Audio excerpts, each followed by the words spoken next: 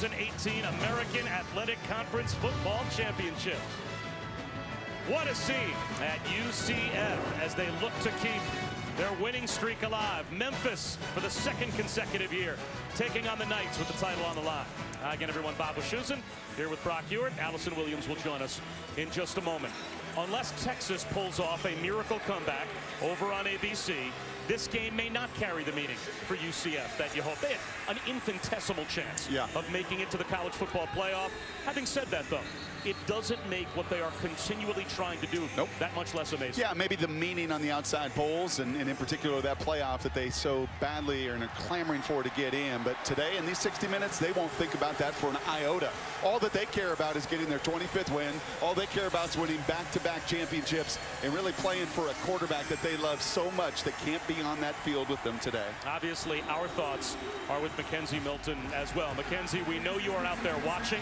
We know you're home with your dad.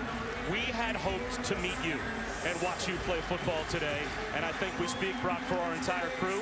We're really looking forward, ultimately, to getting that opportunity someday to watch Mackenzie Milton. And I firmly believe, Bob, that we will. And there is no question college football is better, Mackenzie, when you're a part of it. But there's also no question in this building that we spent time in yesterday, they're going to play their guts out for you. UCF won the toss and deferred their option to the second half, so it will be Memphis that will start with the football, and Tony Pollard brings it out to about the 22-yard line. Well, it is the run game that this offense for Memphis is built on. And Darrell Henderson, who racked up 178 yards and a couple of touchdowns last week against Houston and ran for a $199 in the regular season matchup between these two teams. They do it in a variety of ways. They call themselves a pro style as far as many of their plays and concepts. They do it with a lot of tempo. You will see a mix of wildcat quarterbacks and plenty of Tigers carrying the ball this afternoon. And they'll start it with Henderson. And he is thrown down by A.J. Wooten after a gain of a yard. It's inside, it's outside. Typically, Henderson's a guy they love to get out on the edges where he's most dangerous. But you will see every variation of the run game today.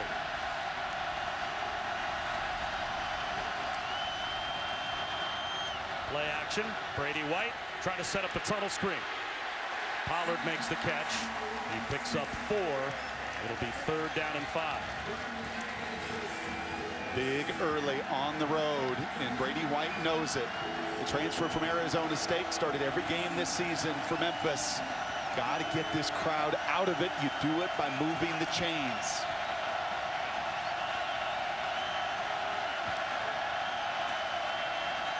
A slant over the middle, easy pitch and catch, first down to DeMonte Coatsy, who is the favorite target of Brady White. Picks up 15. And you'll see that again and again and again. 1,000-yard receiver. They love to isolate him, either with 3 receivers away from him, try to create one-on-ones. That's too easy a pitch and catch. Jasinski, the middle linebacker, flying out underneath the little swing route, created that window of opportunity. Henderson breaking tackles. Darrell Henderson down the sideline. What a start from Memphis. Touchdown. 62 yards.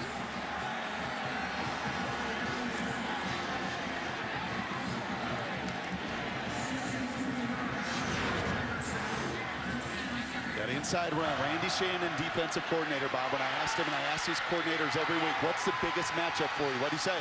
Without hesitation, he said, my inside guys. My 1 technique, my 3 technique, clearly inside that pylon, an explosive play for arguably the most explosive running back in college football. In that matchup that Shannon was concerned about, Memphis takes advantage of. Did not take long for the Tigers to take the bounce out of the bounce house, as they've got a 7-0 lead. They ran for 401 yards last week in their win over Houston to get them to this game. Yeah, I think there's a lot of teams that walk into this building the last 2 years intimidated. Intimidated because of this 24-game win streak, not the guys in blue and white. They have played right down to the wire the last 2 occasions against these guys. An intentional short kick and a fair catch just inside the 24-yard line. Goes to the 24-yard line. It'll be first down and 10 UCF. That's Jake Hescock, the tight end. So, of course, Who in college football did not shade their eyes when they saw the highlight of Mackenzie Milton going down with as devastating a knee injury as you will ever see in any sport? That turned over to Darryl Mack the game last week against South Florida, and they would win the war on I-4 going away 38-10. But that means the second career start for this young man comes in the championship game. And he's got to be who he is, not Mackenzie Milton. And he's very different at 230 pounds, and I expect plenty of QB run from number 8 today.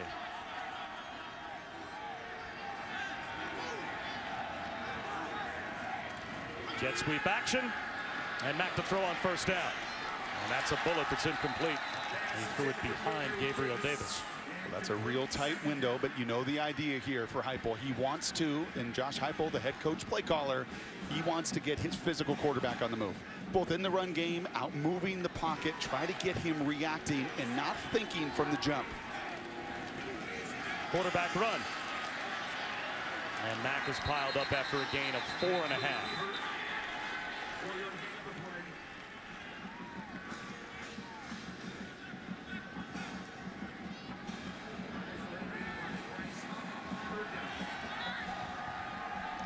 Third down and 6.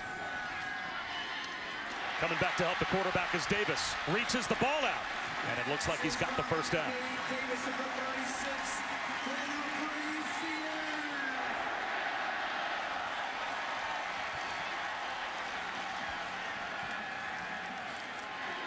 Quarterback run again. Mack lost the football. A scramble for it, and who's got it?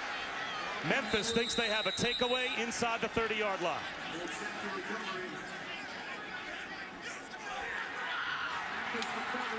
Welcome to the American Championship Game. If you're just joining us and just got done watching the Big 12 title game, well, we have an incredible atmosphere here in Orlando as well, and a big momentum swing turnaround to start. J.J. Russell just knocked it away from DJ Mack, the quarterback.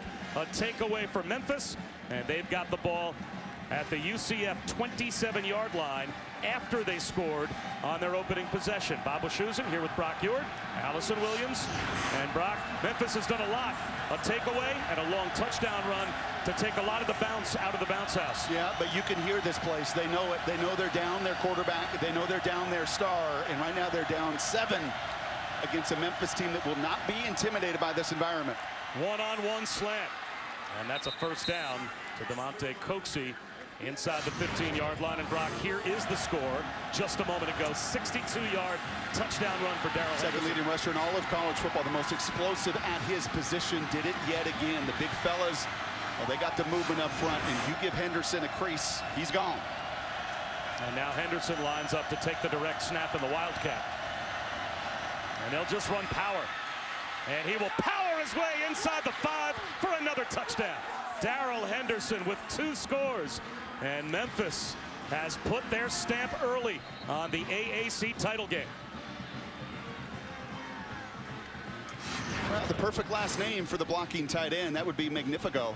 When you get 2 guys and you're pulling around on that play, you get not only a gold star, but you lead your star running back into the end zone. And Josh Heupel is looking at a big physical Memphis crew that had gained in confidence, had played their playoff the last 4 weeks. They knew they had to win. They had no more margin for error. They bounce all the way back. They win their side of the division. And right now, you have come out and done exactly what you needed to do to quiet this raucous crowd. 2 quick touchdowns from Memphis. And they have the 14-0 lead. A UCF team that has been one of, if not the most resilient in college football. But that resilience has always been led by Mackenzie Milton. They don't have him after a devastating knee injury last week, about as bad as you'll see in any sport. And Mackenzie Milton, it's Bob Wischusen, Brock Ewart, and Allison Williams here at the Bounce House. And we know you are watching at home with your father, and we were really looking forward to watching you play football today. So our thoughts and prayers are with you on your recovery, and we'll see if Mackenzie Milton's team can now answer as that kick goes out of bounds, so it will come out to the 35-yard line. Let's go down to Allison. Bob, Darryl Mack with the difficult task of stepping in for injured quarterback Mackenzie Milton, made even more difficult with his team trailing here early, but it's also very emotional. These two guys are really close on and off the field. When Mack left the game last week against USF, he held up Mackenzie's number 10 jersey. He also tweeted out a picture of Mackenzie FaceTiming into the quarterback room, where apparently he added a bit to the game plan and had a few pieces of advice for Mack. So it's an emotional start for him, and Milton's presence certainly missed. Well, after the fumble, here is Mack. And he picks up a first down. A quarterback run for 11 yards. So we'll see how Brock Mack responds after he coughed it up, and that leads to the 14-0 lead. Going to have to play to his strengths, and that is running the ball. That's already his third carry this afternoon. We've seen inside zone read. That time just a QB sweep. You see it all day. Swing pass to Greg McCray. He stays on his feet. Greg McCray brought down by Josh Perry, but he picks up 17 more. And you will see this kind of tempo. You're not going to slow down. It's absolutely who you are. And Josh Heupel told us yesterday, not much in the plan changes with Mack, who knows the system inside and out. McCray again. The 35-yard line for two. Curtis Aikens, who left the UConn game in the third quarter earlier this season because there was a baby beeper that alerted him that his son was about to be born, and the defensive coordinator Chris Ball heard, "You better get to the hospital." Stepping up and breaking a tackle is Mack. Dives for a first down. Well, he's a big kid. I want to get down on that field pregame, and he can't be built any differently than Mackenzie. Mackenzie about 5'10", 170 pounds. Darryl is every bit of 6'3", and you see that lower body strength, carries well over 235 pounds. Arm tackles will not bring him down. Mack, low throw. Is it scooped up? It looks like they are going to say yes. It is a catch for 9 yards to Dredrick Snelson.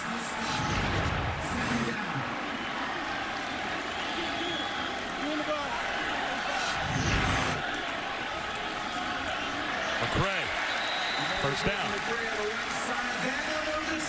Pretty good response. You said it before the kickoff. You're down 14. You have about the worst start you can. A turnover that leads to 7. 40,000 lays handed out to the fans, all in a show of support for the recovery of Mackenzie Milton. His family did release a statement about the surgery that has restored blood to the area of his leg that was impacted. He's had 3 surgeries and then will require in about 4 to 6 weeks a reconstructive surgery to try and put his knee back together again. And his team trying to respond, down by 2 touchdowns here in the AAC title game. Bob Wischusen, Brock Ewart, and Allison Williams here in Orlando. Greg McCray finds a lane and finds the end zone. Touchdown.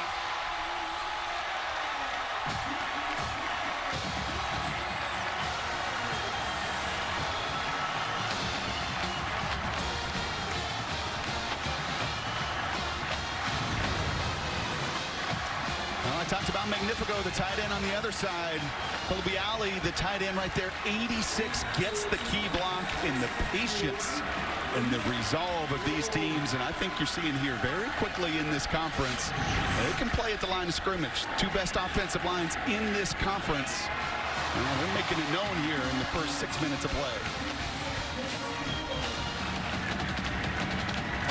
So without Mackenzie Milton, UCF is down by a touchdown, but his mom did come to the game today, and a short time ago before kickoff, she spoke with our own Allison Williams.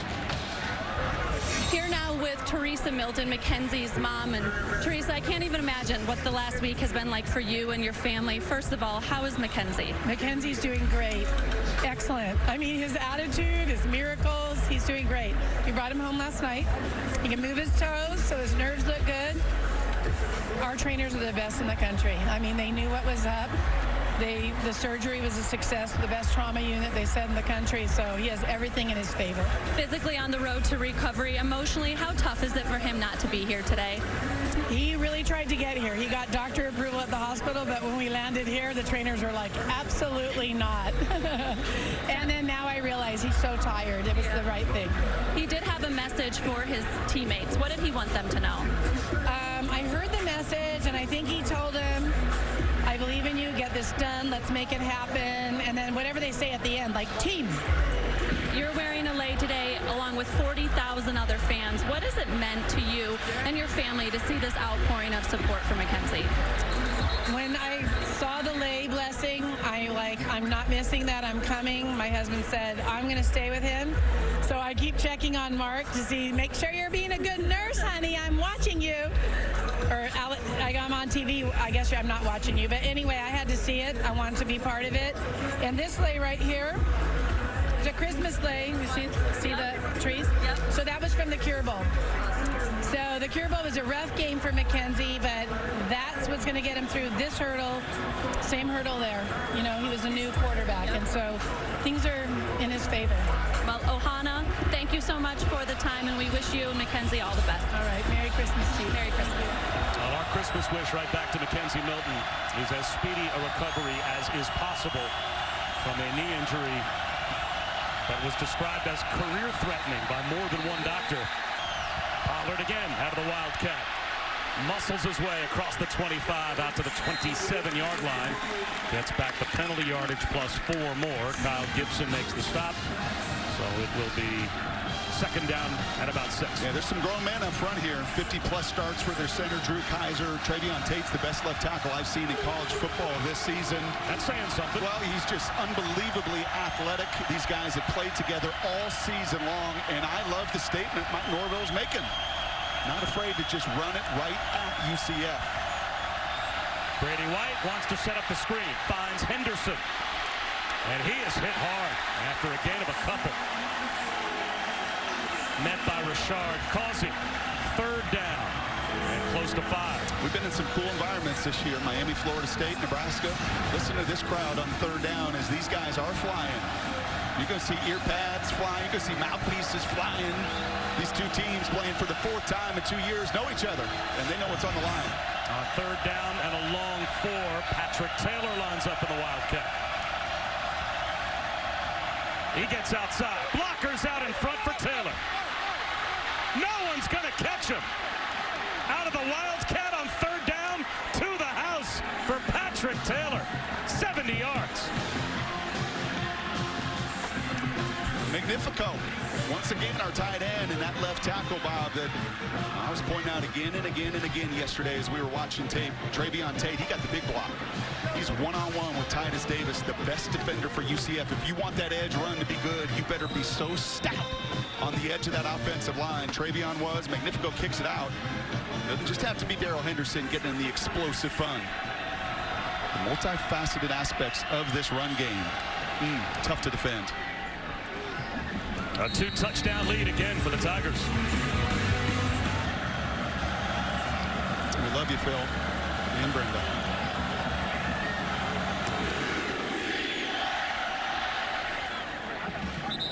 It will come out to the 25-yard line for UCF. As here it's a draw play to McCray. And McCray lost his footing. He picked up 4.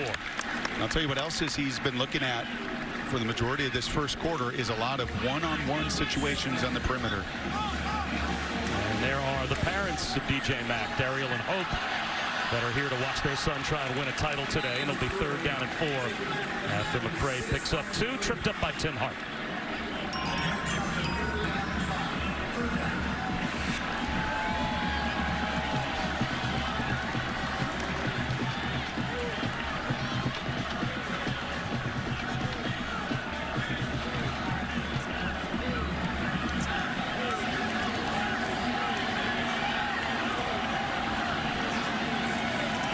Rushes 4 on third down. The ball stripped out. It's loose. It is another fumble by DJ Mack, and it looks like another Tigers takeaway. O'Brien Goodson got through and put the pressure on Mack. And remember, it was Goodson that went down on the previous drive. Goodson finds a way to get back in the fold, and you can see a little bit of Mack's frustration right there. This is some of the challenge when you've not played a ton of football. You see the nose tackle get in. He gets his hand on it before that hand of Max is moving forward. Clearly a fumble, and for a UCF team, +16 coming into this game, actually hit him on the elbow that forced that ball to pop out. 3 3 fumbles the entire season through 11 games. Already 2 critical errors here in the first frame. So now it's back on the Knights defense. A short field and a 2-touchdown lead for Memphis. Zone read. Brady White gets to the edge and cruises for a first down and a little extra right on the sideline by Bam Moore, the corner. And this might cost UCF 15 more. And that's a frustration play, I think, from Brandon. And this defense that had been playing excellent ball over the last month of this season is not used to getting gashed, is not used to some of these breakdowns in assignment. There is no foul for a late hit out of bounds. Runner was still gaining yardage. 3 first down. That was awfully close there, and typically you get the benefit of the doubt if you are the quarterback. But I like the explanation. As long as that QB is trying to gain extra yardage, you will give that defender some more leeway and opportunity. Out to the sideline. Catch made by Patrick Taylor. About 8 yards. Norvell said something that stuck with me. I wrote on my little board here yesterday when he said to us that win over Houston last week was the most rewarding of his career. And he's won some big games. In fact, he's won more games in 3 years than any other Memphis head coach. But I know why he said it. Because that opponent knew what was coming, and you couldn't stop it. 19 runs in the 4th quarter against Houston. And that same mindset, it's on full display here in the first 15 minutes in Orlando. They're going to run it with Taylor. He's into the secondary. Driven back at the 22-yard line. It'll be 3rd down and about 3. And a little extra after the play was over. Pretty easy little box count there. Patrick Taylor lines up to take the Wildcat direct snap again. Why is UCF playing 2 deep safeties on 3rd down and short when you're lined up in Wildcat? Numbers advantage. Yep. And that's a first down. Why are you taking 2 safeties and playing them in like a cover 2 look 12 to 15 yards off the line of scrimmage when the ball is going to be snapped to a player that has little to no chance of throwing the ball? That has to be a check, and as long as you're going to do that to Mike Norvell, he's going to continue. They told us last night you'd see more Wildcat. You can see the OC, Kenny Dillingham, as well. More Wildcat than you have seen all year long. That time only a gain of a yard for Taylor. Now they do get those safeties, Bob, in their pre and post snap looks. They do get those safeties involved. These are 2 experienced players, especially Gibson, 27 Grant, first team all conference. These 2 guys will be in the back end of that, trying to disguise a 2 safety, a single safety look. And right now, once again, content to try to eliminate the big play down the field while getting gashed up front. Quarterback read. And not much there for Brady White. So here's a chance for a red zone stop defensively for UCF. They have forced 3rd down and long just inside their 20-yard line. And this has been DeMonte Coxey territory. 7 touchdown catches. The tight end Magnifico as well. Down the middle of the field. Those have really been the 2 guys White has looked to consistently this season. Coxey is at the bottom of your screen when we go wide. Number 10. This is the 10th play of the drive. And be alert for this tight end down the middle as well. White out of the pocket. Throws it away. So the Knights get a stop. It'll be a field goal try for Memphis. That was really good defense. I don't think pass defense will be the issue for UCF today. And that is why this matchup is such a good one and such a dangerous one for the Knights with that 24-game win streak, because Memphis is built to run. And you've seen that thus far. Riley Patterson looking for some redemption today. Missed a couple of field goals last season, including a 51-yarder that would have avoided overtime and helped Memphis win this title game. He adds 3 here, and it is a 17-point lead for the Tigers. Adrian Killens from the goal line. Tripped up at the 20. Adrian Killens finds a lane, breaks the tackle, and has a first down. Spins for 13. Well, these backs are so patient and so quick. The smallest in college football, they're about 180 pounds, but all of them run so big. And boy, do they go quick. 3 more yards for Killens before the Memphis front could even get their cleats in the ground.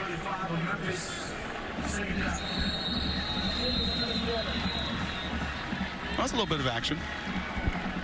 And that is the end of the first quarter of the 237 yards of offense for Memphis, including 191 on the ground in the first quarter. Darrell Henderson with a couple of touchdown runs. Turnovers played a big part in this 24-7 lead for the Tigers as well. Welcome back to the American Athletic Conference Football Championship Game here on ABC, presented by Jared, all part of Dr. Pepper Championship Week. Bob Wischusen, Brock Ewert, Allison Williams set for the start of the second quarter, and we had a lot of action in the first quarter. A 3-possession lead for Memphis, as they have already run for close to 200 yards, and they've taken the ball away from DJ Mack. Mackenzie Milton's replacement twice. Jet sweep for Otis Anderson. And he's to the 45-yard line, a yard shy of the first down. 3rd down and 4.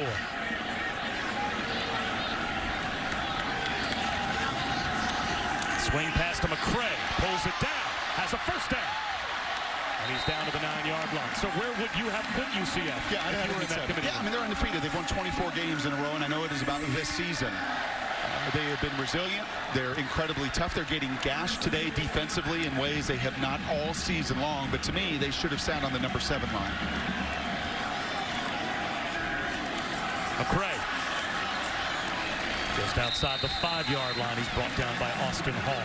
But they're just going to have to keep on proving it. And they're going to have to today. After giving up 200 rushing yards, a backup quarterback that's fumbled a couple different times, they are, much like they've been throughout, up against it. And they've got to do more, improve more than anybody in the Power 5. That time McCray was up against it, so now it's 3rd down and goal.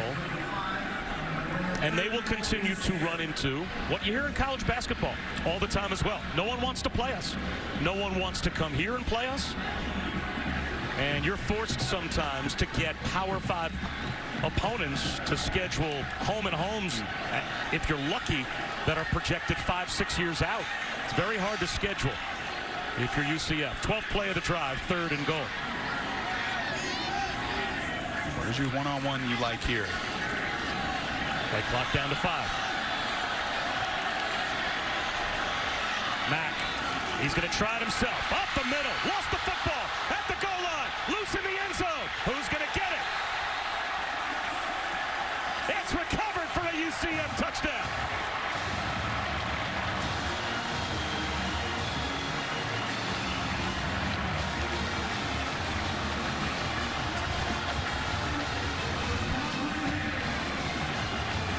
The tight end, Michael Kalubiali, is able to help bail out Mack after his 3rd fumble here in the first half. Yeah, the one-on-one happened to be with Sanchez. Blake, the safety right there, an incredible hit. 3rd time the ball's on the ground.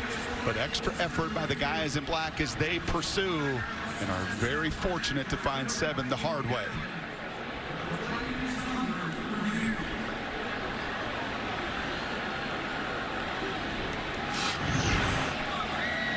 The good news for UCF, it's a touchdown. The bad news, DJ Mack, the quarterback, is in the injury tent being looked at after that hit at the 2-yard line. DJ Mack has already fumbled 3 times, the latest of which recovered by Michael Kalubiali for a touchdown.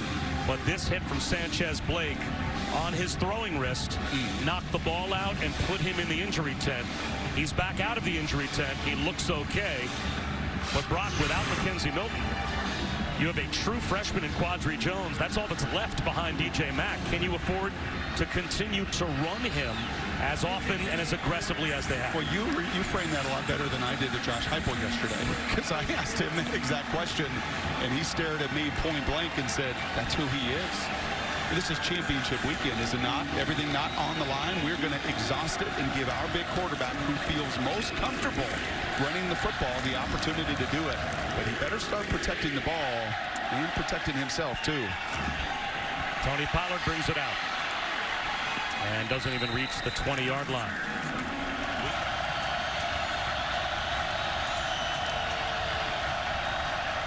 Henderson, flag down. Nate Evans, first team All AAC at linebacker, stepped up to make the stop. Bob, UCF's defense has given up 24 points here, but coach is pleased with how they responded with the sudden change following the UCF fumble that Memphis recovered, holding them to just a field goal. They have had some communication issues, though. Defensive line coach Shane Burnham telling his guys, every play you've got to get your eyes on me and be yelling out the call. He also told them that the stunts are getting home, so just keep working. Well, they just got a tackle for loss and declined the penalty, so they took the down to make it second down and a long 11, close to 12, but they can't stop Henderson. Darrell Henderson looking for another long touchdown run. Will they catch him? They will not. 82 yards. Unbelievable.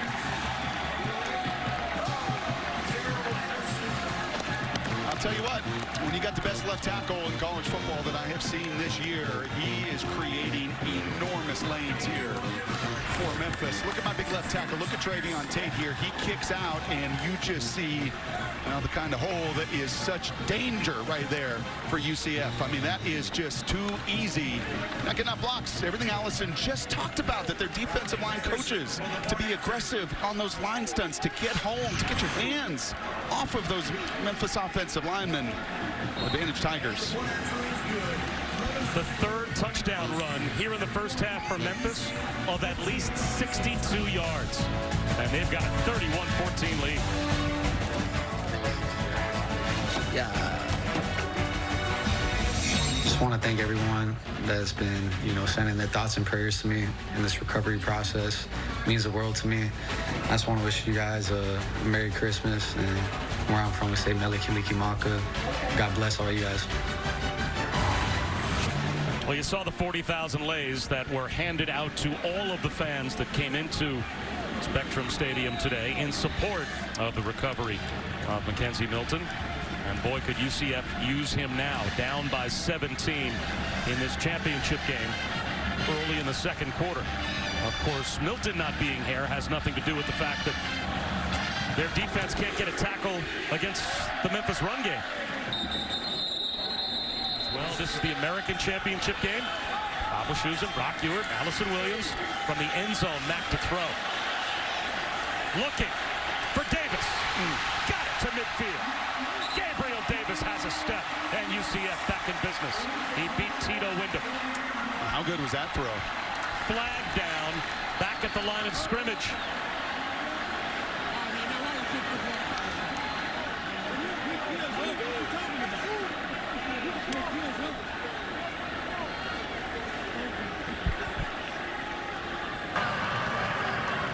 There is no foul for chop block on the play. They picked the flag up for a would-be chop block that gives UCF the explosion play to midfield. Yeah, I'm a little surprised because this usually gets called, and you can see Mike Norvell right there.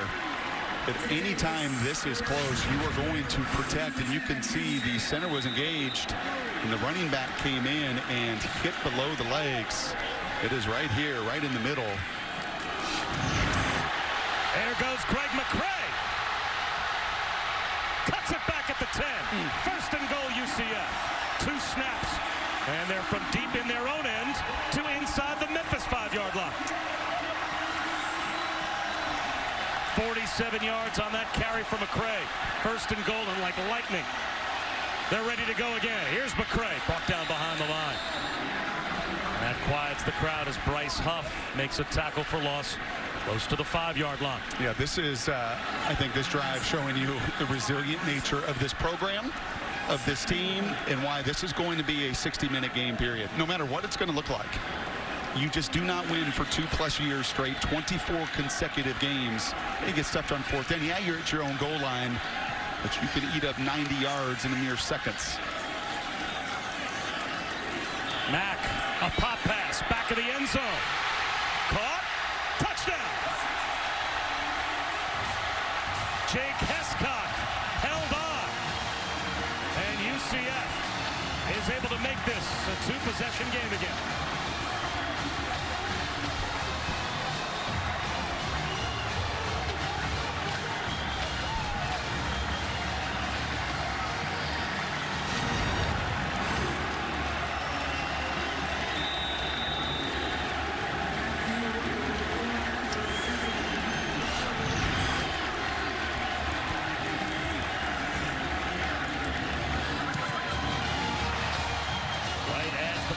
after. And the lead is back down to 10. Late here in the second quarter. It's a 10-point lead for Memphis. But the crowd is becoming a factor with 2:41 to go before halftime.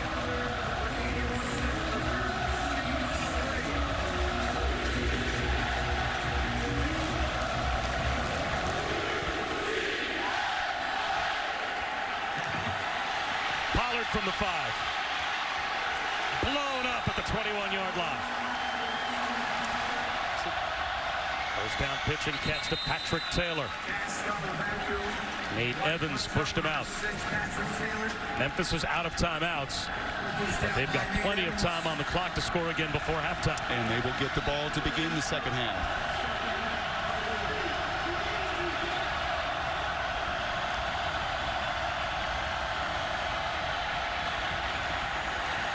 Taylor about 3 yards short of a first down. Stand corrected. It was actually UCF that deferred. So they will get the ball, which makes this an awfully big third down if you're Memphis right now. UCF still with 2 timeouts.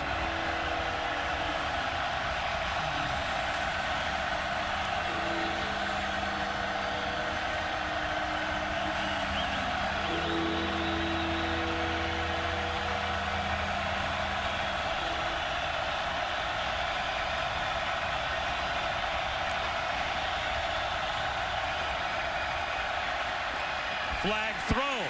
Tackle made short of the line to gain. Pollard made the catch. Rashard Causey made the stop.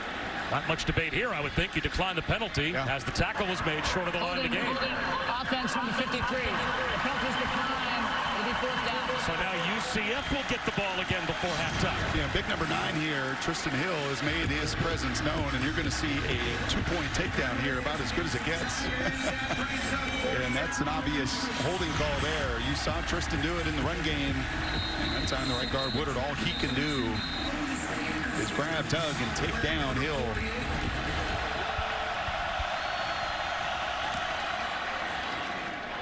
Fair catch for Anderson. Lost the football. And it looks like Memphis will recover. It can't get more deflating to the home crowd for UCF than another giveaway as Otis Anderson just dropped a fair catch. And does that light up the Memphis sideline? Bob, this is a UCF team that had 3 fumbles the entire season. 3. That is now 4 fumbles in the first half, 3 recovered. Yeah, and in a punter affair. Mr. Anderson obviously very excited about what he's getting done on his side. Mr. Williams. So now Memphis has a chance with plenty of time on the clock. Wow.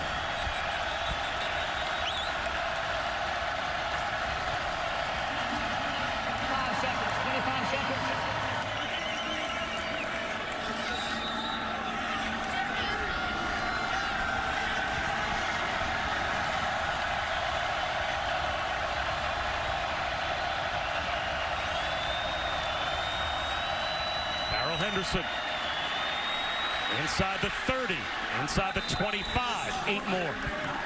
Down to the 23-yard line, stopped by Kyle Gibson. 203 yards rushing in the first half for Darrell Henderson. And they're going to stick with that Wildcat, and why not? Henderson looking to add to what is already an AAC rushing record. Came into today with 1,699 yards, and he's got a first down as he's put over 200 more yards onto that record. Yeah, and again, it is just that movement at the line of scrimmage. With no Tristan Hill there, he is the only one that's been able to shed those blocks to disrupt that action in the backfield at all. You love the patience and burst, slow to and explode through this entire first half.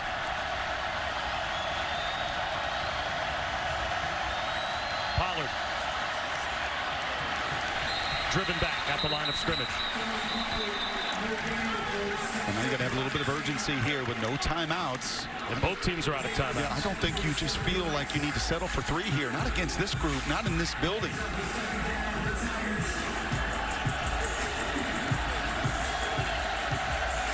Where is Coxie? He is your one-on-one weapon.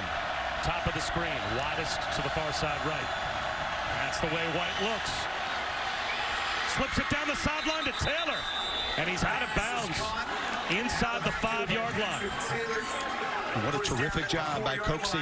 When you are the go-to guy, you're going to get the attention. And that time, he does an excellent job of just getting in the way of the linebacker, Evans. He doesn't touch him. He doesn't pick him. He's clearly out of bounds right there. But he does a perfect job in the timing of that route to free up his buddy. How are you going through clock management here if you're Memphis? 25 seconds, no timeouts. Probably time for a running play. No question. If you want to go that route and still get lined back up. And it looks like they will line up Pollard and Henderson in the backfield again. It will be Henderson. He wants to throw it into the end zone for the touchdown. Sean Dykes, the tight end, the recipient of the touchdown pass from Darrell Henderson, who has done it all now here in the first half. And this has been a game of interest on a number of different plays today. And Joey Magnifico, who's been Magnifico blocking, nearly knocked that pass down. He did not know. You'll see the two tight ends out in the flat. He didn't know if it was going to him or his buddy behind him. And good thing he let that ball whiz by him. Mr. Henderson, if you've not known him this season, if he's been off your radar, he shouldn't be. The #2 rusher in all of college football coming into this game today, showing you everything he's capable of. 17-point lead at halftime for Memphis.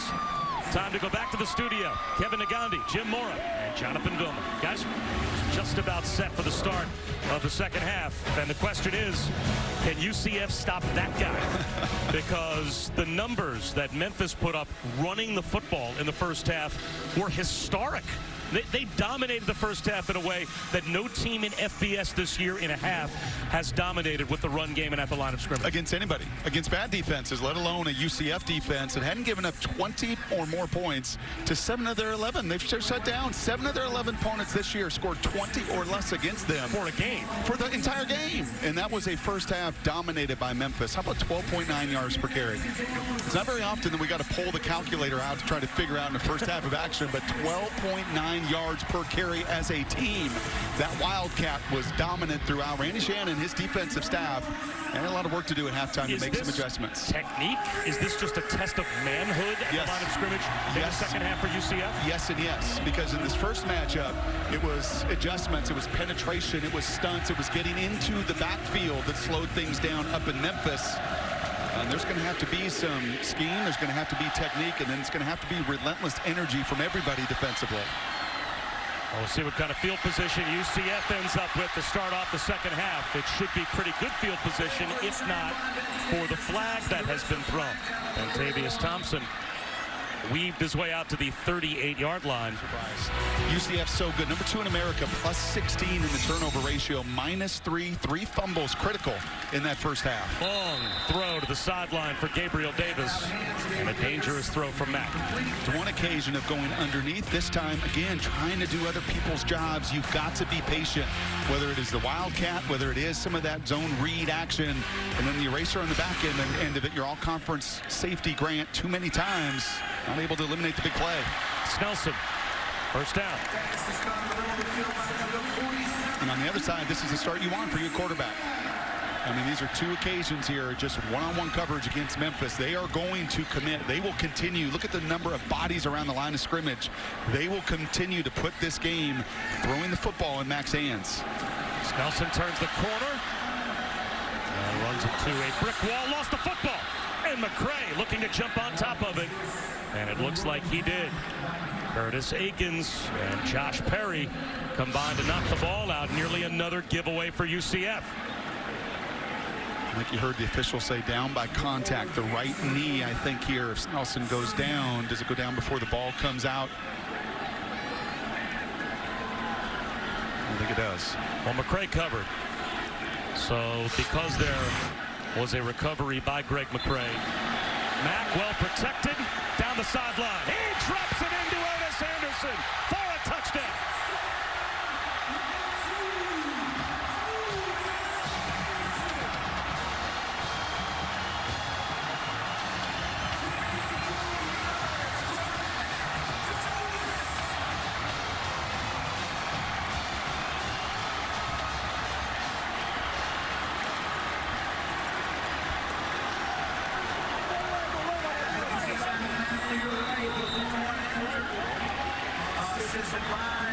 Anderson's third receiving touchdown of the season.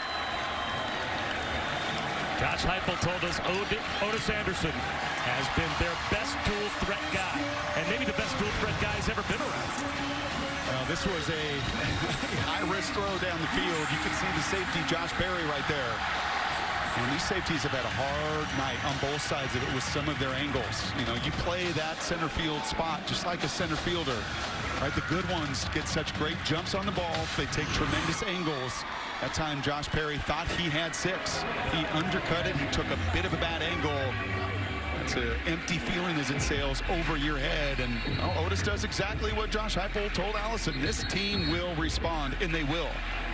And you don't need one halftime speech to prove that. You've got 24 games of equity over the last 2 years in battling back, in facing adversity. And I think, without debate, the most resilient team in college football the last 2 years. How resilient will their defense now be? Now that you're on the sideline, you come out and see the offense get a big play touchdown to open the third quarter.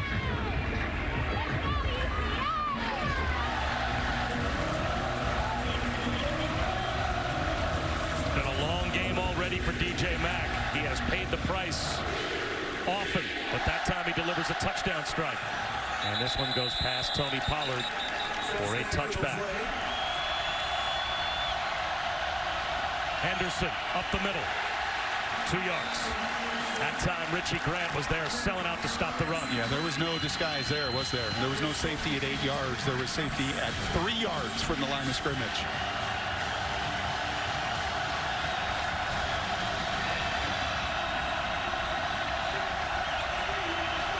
Gibson is the only deep safety back at the 40-yard line on this play for UCF. 7 players up near the box. Brady White up the sideline to Henderson. Very close to a first down, and Henderson is hurt. He's slow to get up. They'll mark him down 2 yards shy of a first down, so it's 3rd down and 2.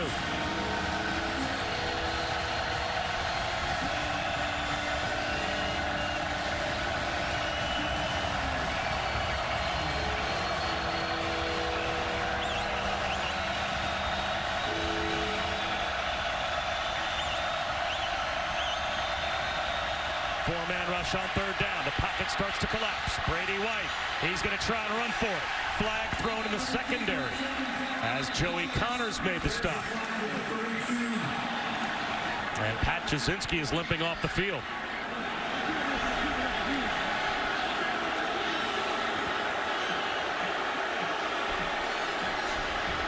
Critical call as White was brought down well short of the sticks.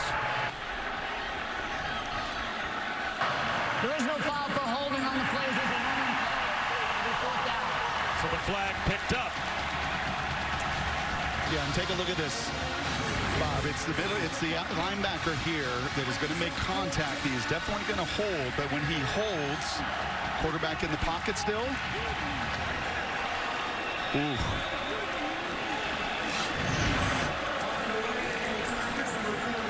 One coach happy, another coach furious. Mike Norvell can't believe they picked the flag. I think he should be again.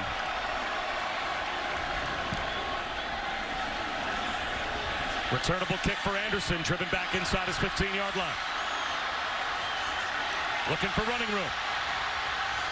Still on his feet. Anderson down the sideline, all the way to the 45-yard line of Memphis.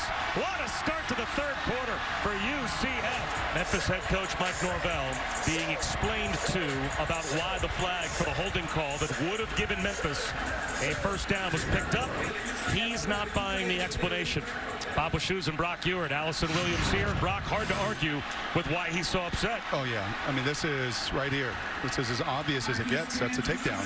He impedes his route. He can't run his route. I mean, I have no idea why this is now a couple occasions. They've had conversations and picked up those penalties. Knock out of the pocket. Gets walloped at about the 29-yard line. Gets inside the 30 to the 29. Picks up 5. Joseph Dorcius was there to make the stop. Much like this kid's done with 2 fumbles. You're going to wallow in your mistakes. You're going to worry about what's done in the past. You got to forget it and press on to what is ahead in a very long game with a ton of plays. And all you got to do is look at the recent history between these two over the last 2 games. It is going to come down to the resiliency and the perseverance of these squads, veteran championship built squads, in the final 15 minutes.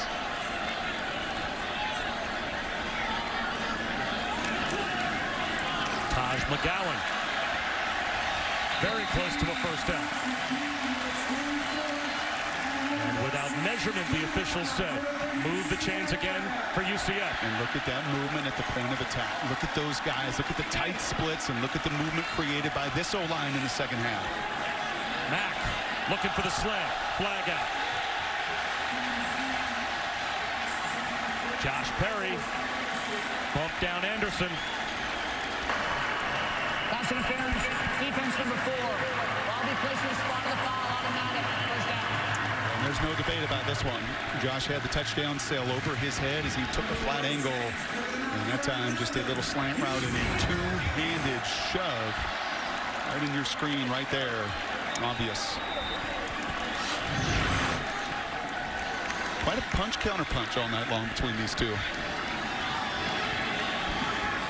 He's fired at the 18. First and 10 UCF.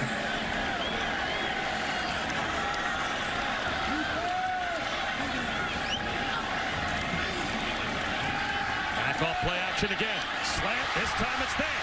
Gabriel Davis inside the 5-yard line. It's first and goal. They'll mark him down right at the 5. And there is so much commitment as Davis is hobbling with that ankle too. So much commitment. So many Tigers around the line of scrimmage. These are just simple one-on-ones. And if you're Chris Ball defensively, I mean, this has got to be the plan. If you're going to lose tonight, you're going to lose with the arm of Mack. Right now, he's beating him. A little bit more. Get it out of his way.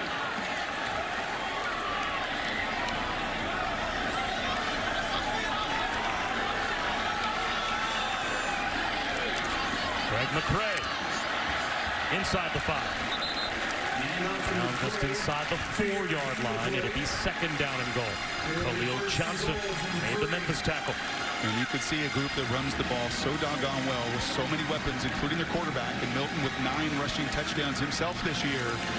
That's how you get to those very elite numbers. Anything above 75% is winning football. 80% helps you be undefeated.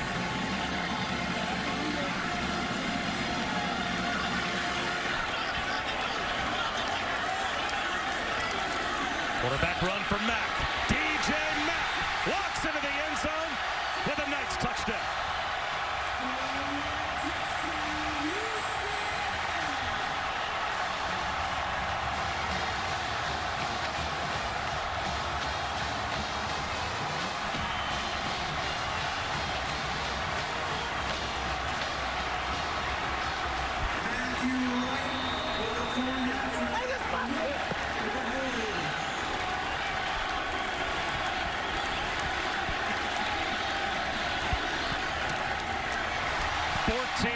To start the third quarter for UCF. You expect anything less from these two teams?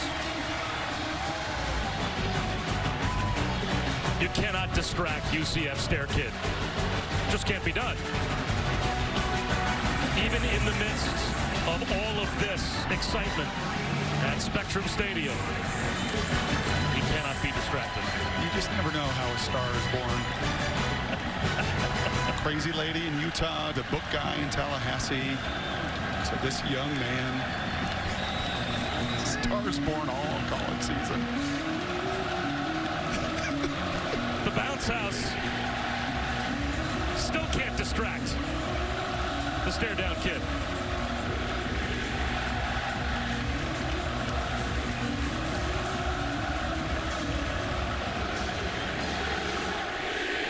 To start off the third quarter for UCF. Here comes Tony Pollard, wrapped up as he gets close to the 20-yard line. UCF's defense has gotten the job done. Although they're going to give Memphis a free play here. They jumped off sides on 3rd down and 15, and to make matters worse, a coverage bust. As Magnifico, the tight end, still on his feet, rumbling into UCF territory. A 3rd and 15 conversion. 21. 17.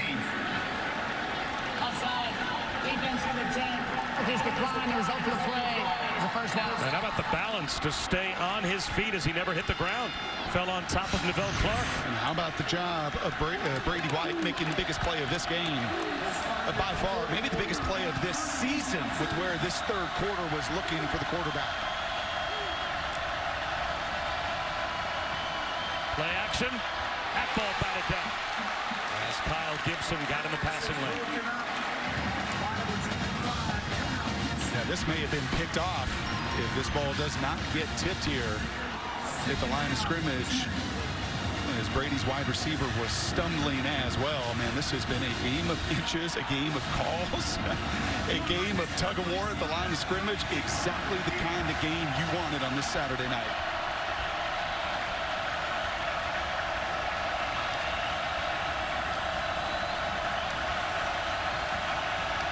Tony Pollard wants the football and finds a cutback lane. This looks like the first half for Memphis as Pollard dragging Knights inside the 25-yard line. Now here's going to be some of the danger with this adjustment. You are going to have now 8 Knights around the line of scrimmage within 5 yards. And if you can make that one miss, there are going to be explosive plays. I mean, you just have to sell out. Watch these safeties. That's been some of the adjustment here in the second half as you are getting around the line of scrimmage. You have to do it, but there still can be big plays if you get people blocked.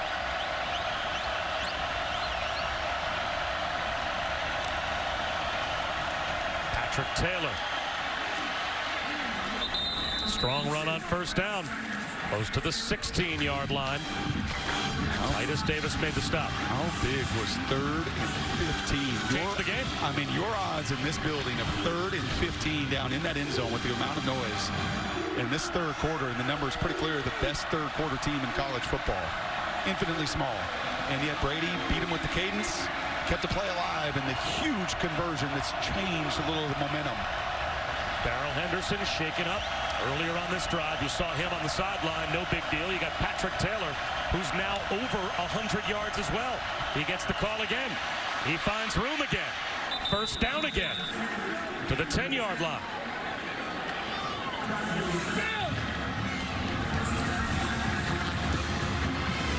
And with the nose of the football touching the 10-yard line, it is 1st and goal. That was a really nice job by the backup right tackle, Scotty Dill, who was in the game. His pops played 10 years in the league, had to love that block. He is in for the injured Joseph as well, and he set the table on that one.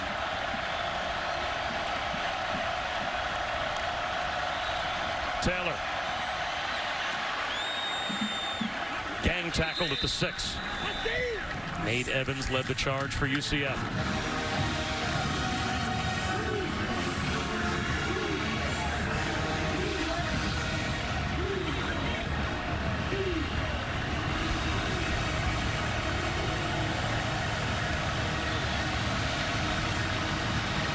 Darrell Henderson back in for the Tigers on 2nd down and goal.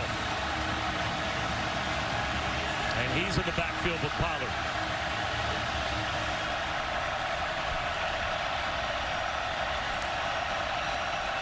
Henderson with blockers in front. Spins to the 2-yard line. There are just some massive collisions with these safeties, and that time it was Kyle Gibson that had to come up in that one-on-one situation. I might be thinking very seriously about 2 more downs and just continuing to run the ball and make that statement.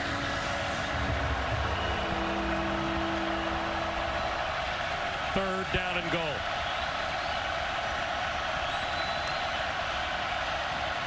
Play action. White across his body. Leaping attempt made by Coxie. And he couldn't haul it in. Now what do you do? It is 4th down and goal at the 2-yard line. And it looks like Mike Norvell's going to take some points.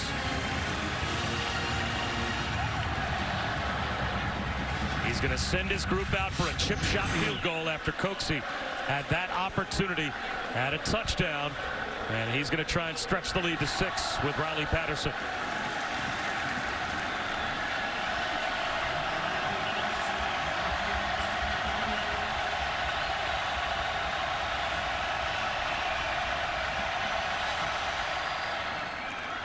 Patterson puts it through.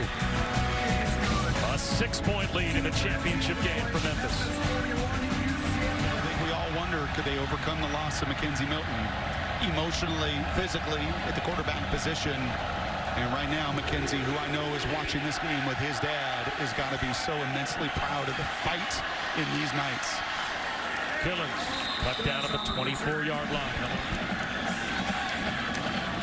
Play action. Quick throw to the sideline to Marlon Williams. And Mack has a 7-yard completion. And they've got this crew on their heels. You can just feel it. You felt it with Mackenzie for 24 games. That defense just did not have answers. You put numbers in the box, well, we're going to throw it. You keep safeties deep, you're going to run it. It'll be 3rd down. McCray hit by J.J. Russell right at the line of scrimmage.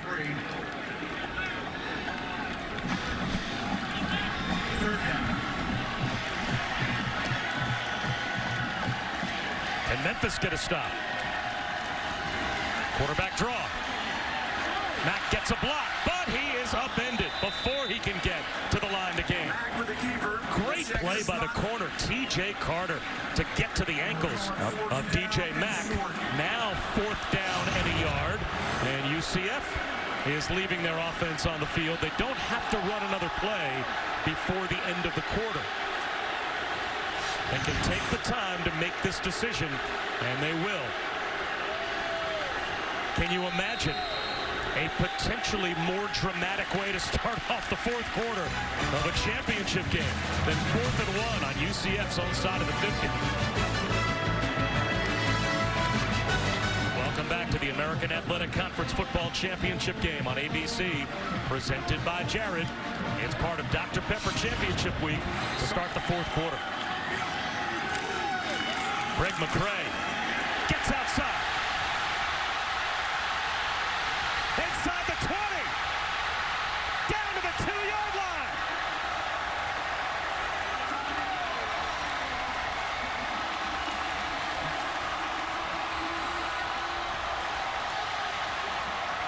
T.J. Carter saved a touchdown. A tremendous job on the right side of that line. It all started with Jake Brown, the first-team all-conference player that sets the edge. You've seen it the other side. It's been power football in the American Conference tonight, baby. It's been a line of scrimmage game.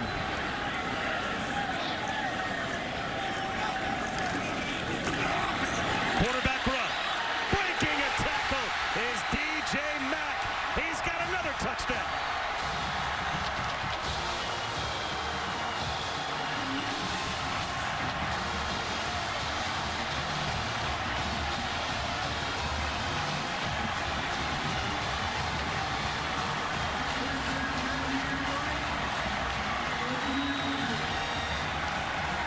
Strong. He's real strong. That is a one-on-one with the middle linebacker, Curtis Akins, right there in the hole. The biggest hitter, one of the strongest defenders for Memphis, and he can't bring the confident quarterback down. UCF leads. Filling in for Mackenzie Milton, the redshirt freshman. Gives them the lead. The mom of DJ Mack, who is watching her little boy run like a man and give UCF the lead, as he has a couple of second-half rushing touchdowns. As we take a look at our Pacific Light game summary, what a turnaround Darryl Mack has engineered here in the 3rd quarter for the Knights. Yep. And you can feel it, and this building feels it, even when they were down.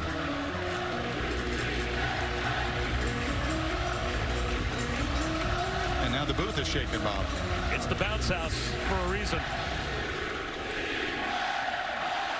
Pollard from inside the 5.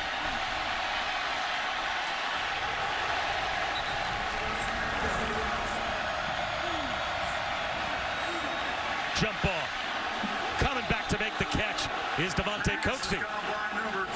Josh Heupel and the sideline for UCF looking for a push-off on Brandon Moore. This is a pretty good response here from Mike Norvell. I love the play calls back-to-back. You're letting them both fight just a little bit. Now you got to let them play. Let them play. That's Brock Ewart. I'm Bob Wischusen. Allison Williams with us here as well.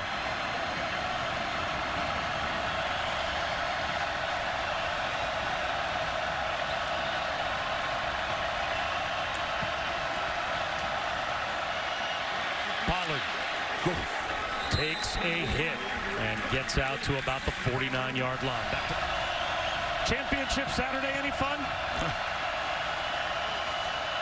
Brady White out of the pocket.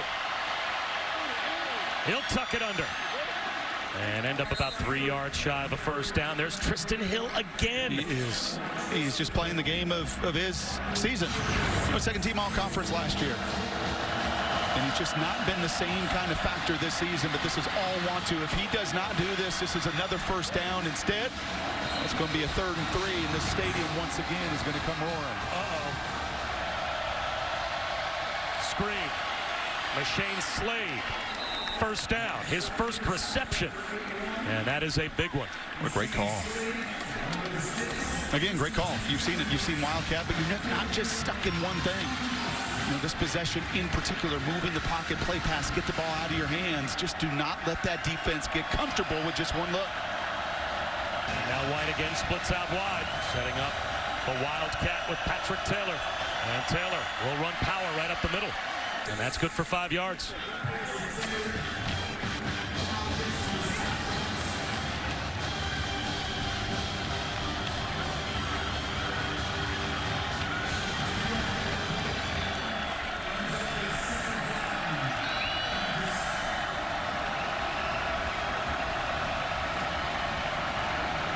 Play of the drive.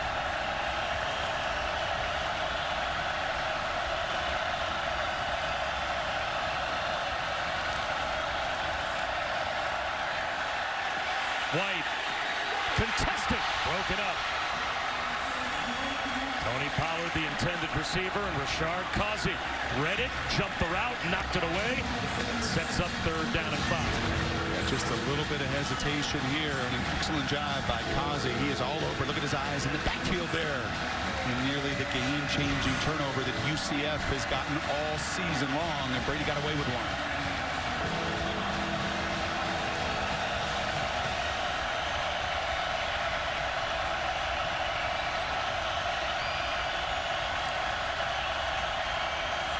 Four-man rush. Brady White out of the pocket again. Fires one across his body. That's broken up at the 10-yard line. Novell Clark, another pass defensed. Folks see the intended receiver. And now you're in that gray area, 4th down and 5. And it looks like they're going to send Riley Patterson out to try and take the lead. You can give A.J. Wooten some credit there as well. Beautifully played. The arms off the back right there. That's how you do it, young corners. Don't go through the body. Don't grab and reach.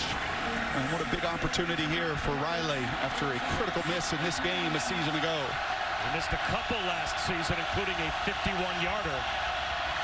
Would have avoided overtime. This one. Just wide right from 45. And UCF maintains the lead.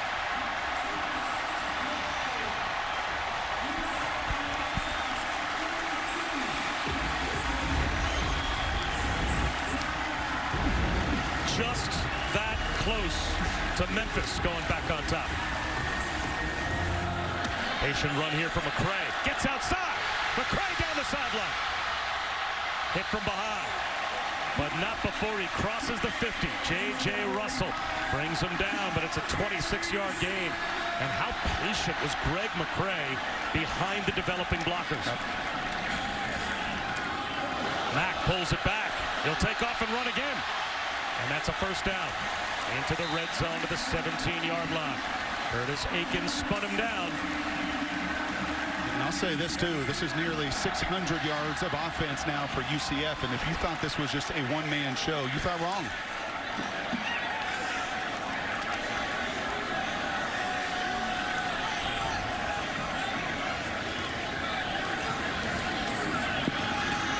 Gillens, jump cut to the left. Goes to the 12-yard line. They'll mark him out. Looks like right at the 12. Sanchez Blake bumped him out. That's a gain of 5.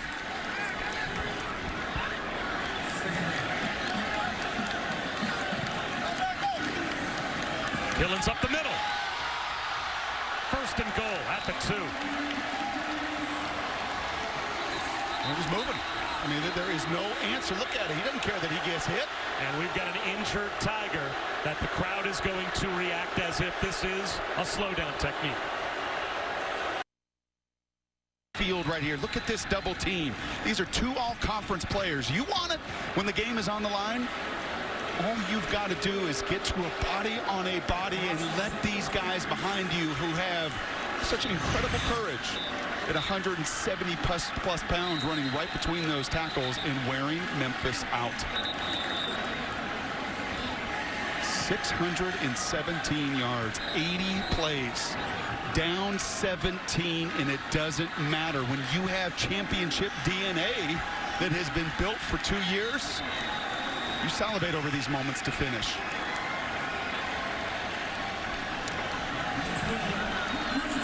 First and goal at the 2.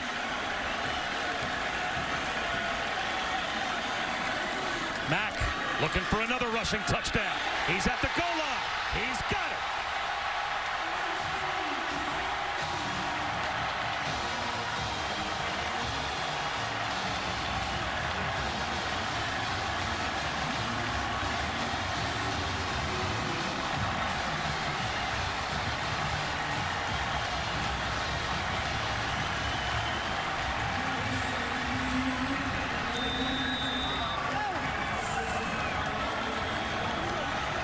Still only a one-possession game, even if Wright makes the point after, but 6:37 to go.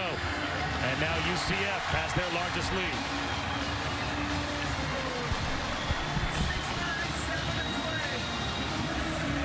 Tony Pollard has 6 career kickoff return touchdowns. His next would tie an NCAA record. Except here it's Henderson. He's going to throw one back to Pollard. The trick play is at least going to give Memphis pretty good field position. How about that setup? That's really well done, and that's hard to do, to not be a forward pass because of momentum. Typically when you've seen that done, you know, those guys get so excited that you're going to see very well to get that first forward momentum and make sure it is thrown laterally there. That's perfectly executed. Does that give Memphis a little bit of momentum? And what is still a one-possession game, they've got all 3 of their timeouts, so they could conceivably get the ball twice in the last 6.5 minutes. Here we go.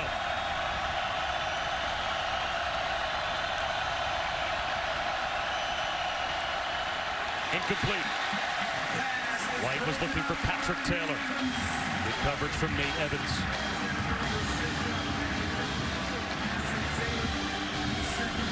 There's just got to be a double move at some point here for Mike Norvell. This group is just playing so downhill defensively that at some juncture in 6 minutes, you've got to use that aggressiveness against them. It's a Wildcat snap instead. Taylor for 2 yards. 3rd down and 8. And those are the safeties. Those are the players that are just down there. But said enough and give credit to Randy Shannon and his defensive staff that have made these kind of adjustments all year long.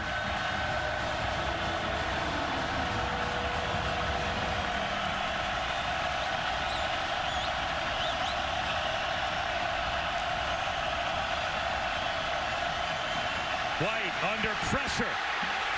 He's going to go down. Titus Davis collapses the pocket.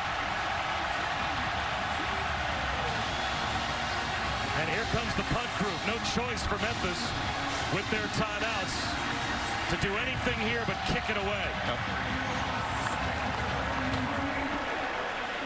It's 4th and about 15.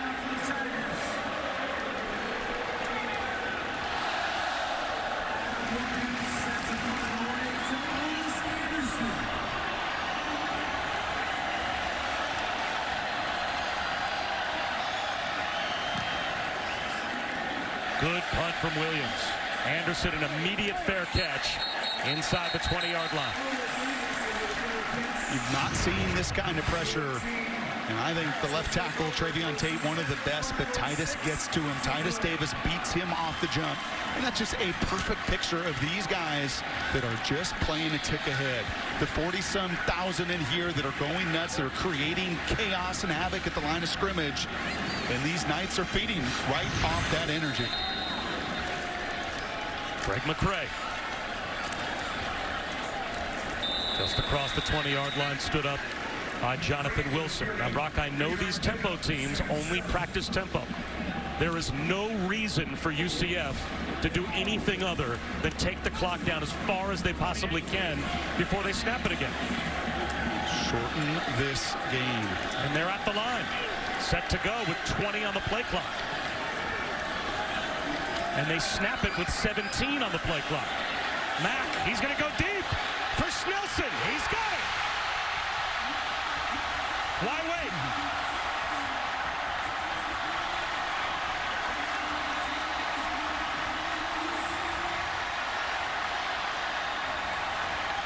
They never take their foot off the gas pedal.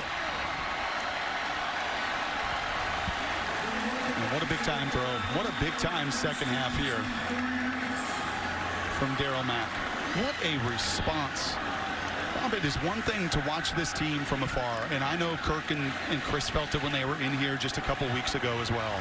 It is quite another to experience the resilience, and Mike Norvell knows well, far too well, the kind of champion he is competing against.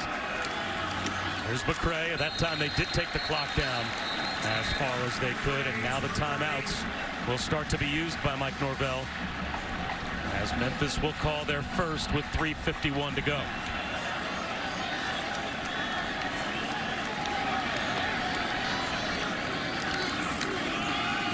Gillens has a crease and a first down. A backbreaker for Memphis defensively. Guys, a lot of what Brock is talking about is exactly what Coach Heupel told us yesterday. He said championship teams aren't always the ones with the most talent, but there is something special about a group that can win. And this group has it. There's a brotherhood, there's a competitive spirit, an ability to handle adversity. He said these kids are special. You don't do what they've done unless you have an extremely special group. We're seeing it again tonight.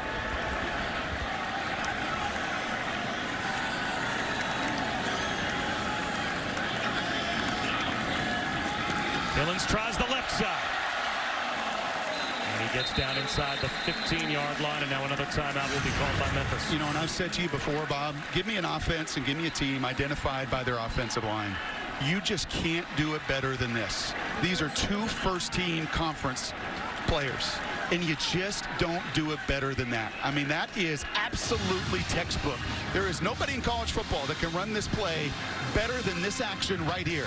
That counter football, first team all conference, first team all conference, first team all conference, second team all conference. And they've piled up 687 yards of offense. And are in position to put this game away. Memphis has to get a stop. Gillens gets to the 10. It's another first down. He has stood up at about the 6-yard line. But now Memphis only has one timeout left.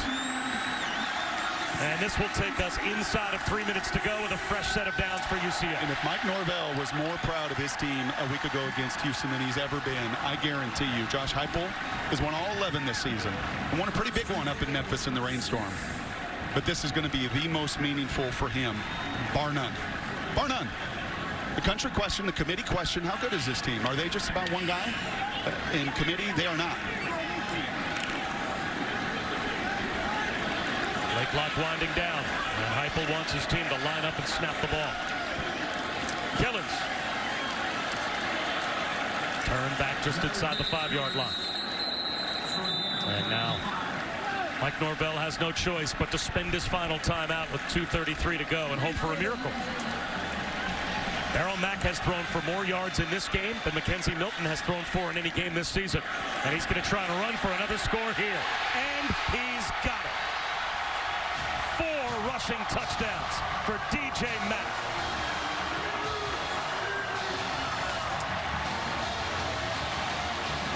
There's going to be some kind of party in Orlando tonight.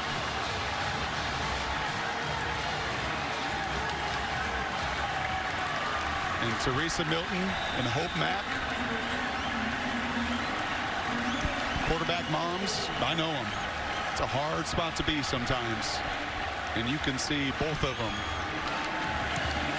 so thankful for this opportunity for this building, for Mackenzie at home with his dad, and for mom cheering on her boy, who fumbled it 3 times in that first half. It could have very easily gone into a shell, and boy, did he not. 5 second-half possessions for UCF, 5 touchdowns, and 4 of those 5 touchdowns scored by DJ Mack. Yeah, I can imagine right now there's people all over college football watching this game. It's kind of the cool thing about championship weekend, right? There's just a few games on. And Scott Frost and his staff, I bet you in Lincoln, Nebraska right now, are watching this game wherever they are, if they're out recruiting or they're together going, man, these kids are so stinking tough, so proud of what they did a year ago, and then to build on it once again. And for Mackenzie and his dad in their living room in their home right now, back after 3 surgeries this week, after the catastrophic injury, after all of college football, Mackenzie, that is so rooting for you, and you will come back again. I really believe that. And then for the naysayers that were really hoping that this would end for UCF, that they just were a one-trick show, that they just really weren't that good. I'm sorry, naysayers, they are that good.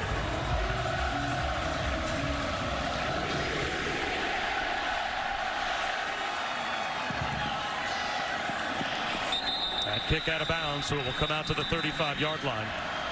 You show a sense of urgency. Seam shot is there for Dykes. That's a first down to the UCF 34-yard line. Clock stops just for a moment. 19-yard gain. Can they get one in the end zone and still have enough time on the clock to at least have the hope of an onside kick?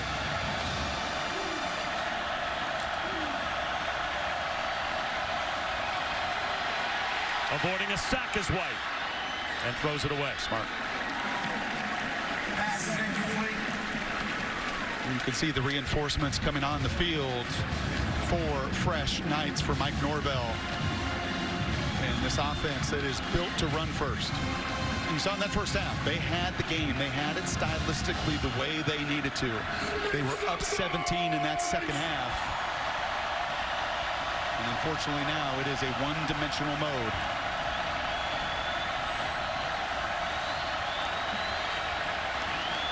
White wide open, making a first down catch at about the 19-yard line. Here's Shane Slade. Shane Slade moves the sticks. 1st and 10 Tigers from the 19.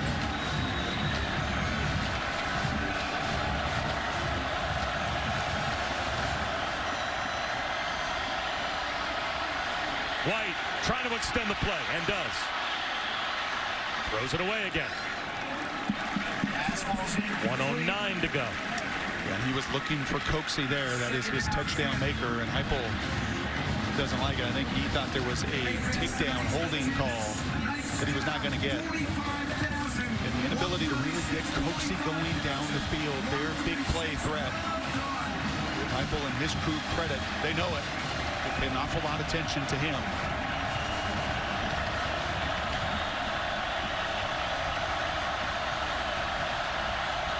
UCF brings a blitz. White steps up, and he gets tripped up and goes down. Back at the 25-yard line. Causey gets the sack. And now that will cost Memphis valuable seconds. And I like that call. What a great call from Randy Shannon here. No longer just rushing for a perfect nickel blitz. And in one-on-one situation, beating Pollard for the sack was Causey. Enormous. All the time coming off the clock before 3rd down. White, long throw to the sideline, and it will come down to 4th down with 40 seconds to go.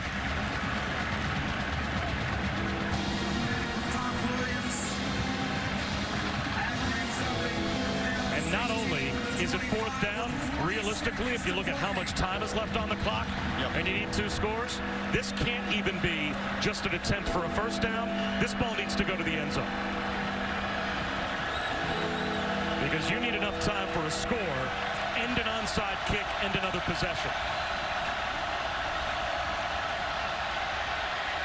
White, he does throw it to the end zone, and it's intercepted. The exclamation point for Richie Grant and UCF.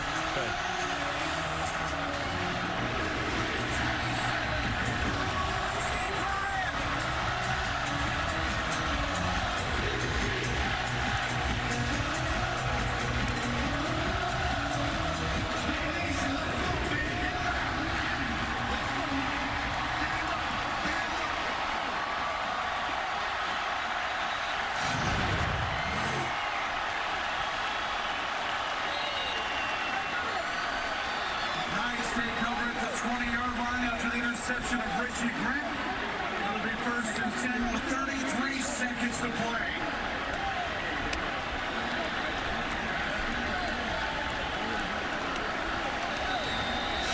Victory formation for the Knights. 2 different times, down by 17. That will do it.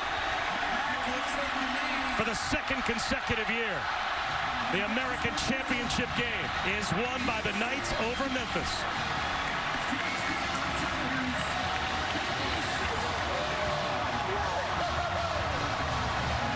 Hearts of a champion. Proved it today. Do the right thing, committee. They've earned it. They're better than the 17th in this country. Period.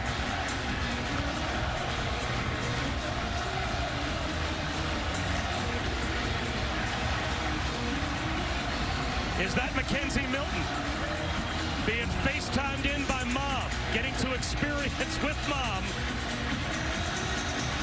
the scene here at the bounce house. That's amazing. UCF 56, Memphis 41. Let's go down to Allison. Coach Heupel, your team was down by 17 at the half without your star quarterback, Mackenzie Milton. How did they battle back to become conference champions? And this group handles adversity better than any group I've ever been around. You look what they did this past season, what they did this week. This is a team of champions, man. They deserve everything. They've earned it, man. What changed in the second half? The first half, you struggled to stop the run, the fumbles. What changed?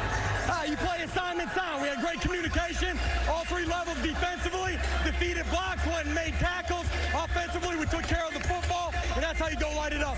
So you're conference champions. You know you will play in a New Year's Six bowl game, but beyond that, the rest is out of your control. What do you say to the College Football Playoff Committee members? You look at what this program's done for 2 straight years. This team's got a heart of a champion. They deserve the opportunity to go prove it on the field. Josh, thank you. Appreciate it. Can I just say thank you, college football?